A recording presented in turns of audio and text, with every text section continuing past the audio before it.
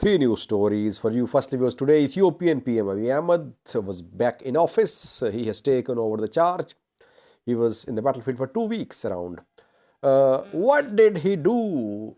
Which first thing did he do when he arrived back in Addis?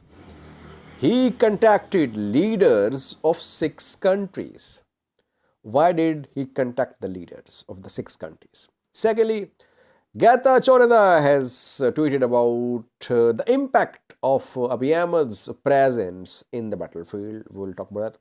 And lastly, PM Abiy Ahmed is demanding a permanent seat at UN Security Council for African continent. He has shared a tweet about this demand. Are we going to see no more movement continue? And could Ethiopian government use this moment to put pressure upon the West, upon the US? And could this movement turn into a Pan-African movement? I have some battlefield updates for you as well, but tomorrow I'll try to brief you in detail about ongoing fighting, where fighting is happening. There is still fighting in the Amhara region going on some fronts. I am recovering gradually from this cold. Tomorrow I'll try to update you about battlefield situation. Now, three news stories. Firstly, today Ethiopian PM Abiy was back in office. He took charge. What did he do when he reported back in Addis? He contacted 6 leaders. He contacted heads of Eritrea, Somalia, Kenya, Djibouti, South Sudan, and Uganda. He contacted the leaders of the 6 countries, and a statement has also been issued. Ethiopian government says that bilateral and regional issues were discussed. Sudan was not contacted. Why did he just did this first thing when he came back in Addis? PM Abiy thinks the war is over, that TPLF is no more a threat to Addis Ababa. So I think the call was to say thanks to these leaders of Eritrea, Kenya, Somalia, Djibouti, South Sudan, and Uganda. PM Abiy is thanking them for this support in the war. And now he has this belief that war is over. TPLF would never be a threat to Addis Ababa. So he's thanking these leaders. That's my analysis, viewers. Why didn't he contact Sudan? Because obviously Ethiopian government has been accusing Sudan of backing TPLF. When you are discussing regional issues, bilateral issues with all your neighbors except one country, Sudan, it means that there's something wrong, and Ethiopian government has been accusing Sudan of backing TPLF. That is why Sudan was not contacted today. Isn't it funny, viewers, that just a month ago, TDF was saying Abiy's era is over. Just talk about post-Abiy period. Just talk about transition. And now Ethiopian government is believing that TPLF is no more a threat to Addis. Let's talk about post-TPLF Ethiopia. Reconstruction, rebuilding. What will happen now? What will happen in future?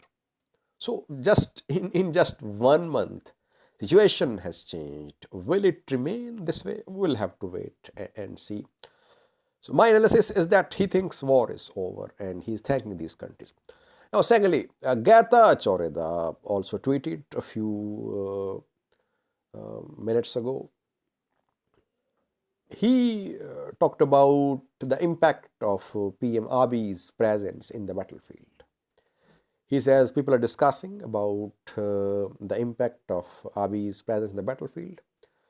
And he referred to a conversation between an Ethiopian general and PM Abiy, in which the Ethiopian general was telling PM Abiy that 10,000 of their fighters were killed on a front. Getachew Reda says that that is what was the impact of Abiy's presence on a battlefront, that their 10,000 soldiers were killed there. And he says that that is what happened on other fronts too.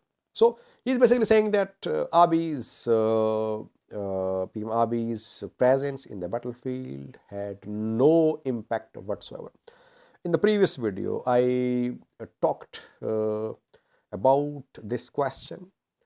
PM Abiy joined his forces when his forces were already making gains. His announcement to join the forces was just for morale boosting. Otherwise, his forces were already gaining ground. They had already an advantage.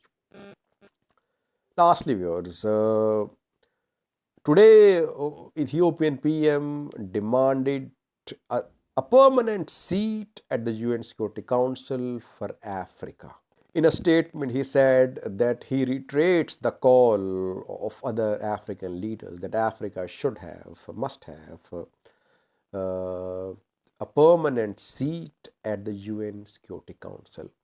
And the issues, the conflicts can only be effectively handled if Africa has a presence at the UN Security Council in the form of a permanent seat. Well, this issue needs elaborate discussion, but I can say just one thing I can say is that no more movement will continue. It was just a social media campaign.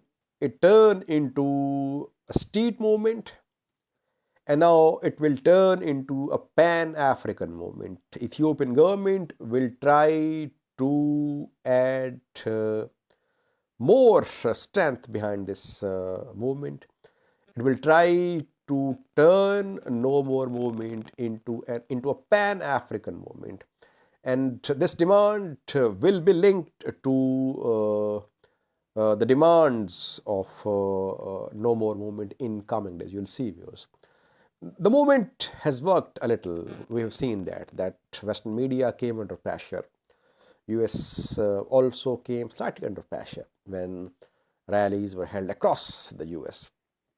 And since then, we did not see any stringent actions against Ethiopian government after the start of this movement. So the movement did work. Now Ethiopian government could try to convert it into a pan-African movement to demand a permanent seat at the UN Security Council for Africa, other African countries, African diaspora in the West, in the US, might join this movement too. Thank you for watching.